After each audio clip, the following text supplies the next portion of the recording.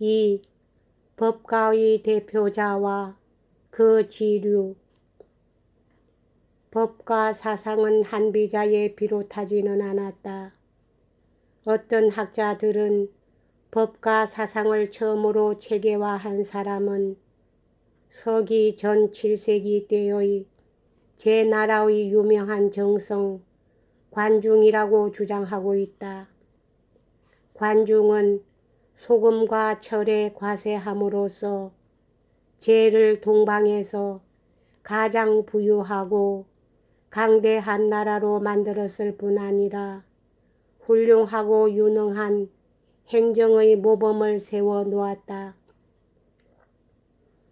그러나 관자란 이름으로 된 철학서적의 어느 부분이 그것을 관중의 것으로 돌릴 수 있는지는 의심스럽다.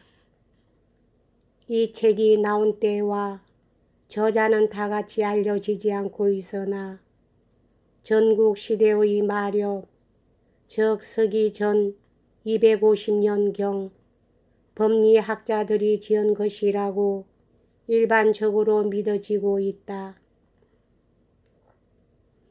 이 저작물은 86편으로 되어 있었다 하는데 그 중 10편은 지금 없어졌다. 관중은 실제적인 정치가였으며 예의 범절, 정의, 분별 및 절제 등을 역설하였는데 이는 춘추 시대의 합리주의적 사상의 특질을 나타낸 것이다. 그는 법리학자들의 이상과 합치하는 힘찬 행정을 지지하였다. 이리하여 법과 사상에 있어서의 관중의 위치는 육아에서의 주공의 그것과 어느 정도 비슷하다. 한비자가 관중을 존경하며 말한 것은 이 때문이다. 또 하나 중요한 인물은 서기전 536년경 처음으로 중국에서 형법을 성문으로 공포한 정나라의 영의정 자산이다. 그가 집권하고 있을 때 민중은 모두 그의 개혁안을 기꺼이 받아들였고 그의 금령에 어긴 사람은 없었다. 나라에는 질서가 확립되고 이웃 군주들은 정나라에 존경하는 마음을 가지고 대하였다. 법과 사상을 실제로 구현시키는 데 있어서는 세 사람이 선도적 역할을 하였다. 이들은 조나라의 신도와 한나라의 신불해와 위나라의 상앙이다.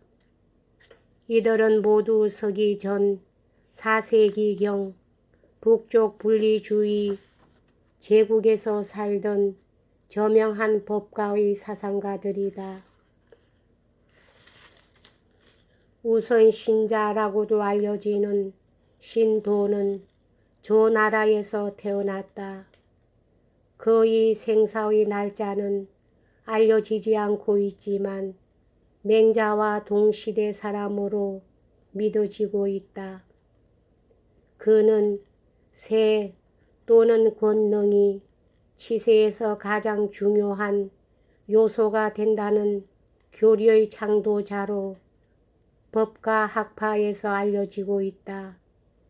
한비자란 책 속에는 세의 개념을 웅변으로 설명하는 신도의 말이 인용되어 있다. 그것을 보면 다음과 같다. 착한 사람은 권능이 약하고 지위가 낮으면 악한 사람에게 굴한다. 악한 사람을 권능이 강대하고 지위가 높으면 착한 사람을 굴종시켜준다. 요는 평민이었을 때 세 사람을 다스리지 못하였고 그 반면 지건 황제였을 때 온 천하를 혼란에 빠뜨릴 수 있었다. 이로써 나는 세와 지위가 불가결하고 선과 지혜는 믿을 수 없는 것을 알고 있다. 우리는 바람이 우리에게 유리하다 할지라도 약한 화살 가지고는 높이 쏘아 올릴 수 없다. 악한 사람은 대중의 지지를 더불어 그의 명령을 시행할 수 있다. 요가 일개의 평민이었을 때 민중은 그의 지령에 따르지 않았다. 그러나 그가 황제가 되자 그의 명령은 복종되고 포고는 시행되었다.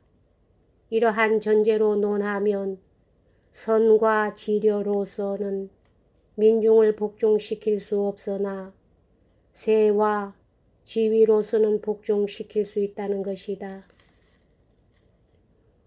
요컨대 세란 통치자로 하여금 다스릴 수 있게 하는 것이라는 말이다. 우리가 관자의 저서에서 찾아볼 수 있는 것은 바로 이 점이다. 이 저서 안에는 다음과 같은 글이 있다. 현명한 군주가 절대적 권능을 가지고 다스릴 때 신하들은 모든 비행을 삼가한다. 그렇게 되면 신하들은 감히 군주를 속이려 하지 않는데 그것은 그들이 군주를 사랑하기 때문이 아니라 군주의 권능을 두려워하기 때문이다. 민중은 망설이지 않고 봉사할 것인데 그것은 그들이 군주를 사랑하기 때문이 아니라 군주의 권능을 두려워하기 때문이다. 이리하여 높은 지위에 있는 현명한 군주는 민중을 다스릴 수 있으며 절대적 권능을 가진 사람은 백관을 제어할 수 있다. 그렇게 되면 명은 복종되고 령은 시행된다. 군주는 존중되고 백관은 복종을 지킨다. 그러므로 법에는 군주는 높이고 백관은 천대한다. 그것은 특별한 애정이 있기 때문이 아니라 최고의 권능이 있기 때문이다. 라고 되어 있다. 왕권을 높이는 이와 같은 이론은 절대 군주 정체의 바탕을 이루었고 법과 학파의 지류의 하나가 되고 있다. 또 하나의 지류는 한 나라의 정성, 신불해의 인물 안에 구현되어 있다. 그가 활약한 때는 서기 전 4세기 후반기에 대부분 든다. 그는 정치의 불가결한 한 요소로서 술의 개념을 제시하였다. 술이란 통치자가 신하를 제어하여 제 나라에 이롭게 사용하는 수단으로 삼는 정치술 또는 책략이다. 술과 국가 행정을 다루는 데 있어서 신불해는 도가의 노선을 따르는 것으로 보였다. 여시 춘추에는 다음과 같은 글이 보인다. 신불해는 이렇게 말하였다. 즉 저를 기울이지 말지어다. 그러면 듣지 않고 알아들을 수 있으리라. 눈을 감으라. 그러면 보지 않고 분별할 수 있으리라. 그리고 지려를 버리라. 그러면 알지 않고 옳을 수 있으리라. 이 세 가지를 버리는 것이 정치의 길이다. 이를 간직하는 것은 혼란의 길이다. 귀와 눈과 지려는 믿을 만한 것이 못된다. 그것에는 배울 수 있는 것은 결함이 있고 불충분하다. 결함이 있고 불충분한 것은 민중을 제어하고 인도하지 못한다. 그러므로 가장 지려 있는 사람은 지려를 버릴 것이고 가장 인자한 사람은 인을 버릴 것이며 덕 있는 사람은 덕을 생각하지 않을 것이다. 침묵을 지키고 생각하지 말아라. 그냥 때가 오기를 기다리라. 그러면 성공할 것이다. 이리하여 말을 할 필요 없는 통치자는 찬성을 받을 것이다. 시작할 필요 없는 사람이 추종될 것이다. 그러므로 선왕들은 해놓은 일이 거의 없지만 이루어져야 할 일은 많이 생기게 하였다. 이렇게 많은 일을 생기게 하는 것은 군주의 세이다. 이루어져야 할 것은 정성들의 도이다.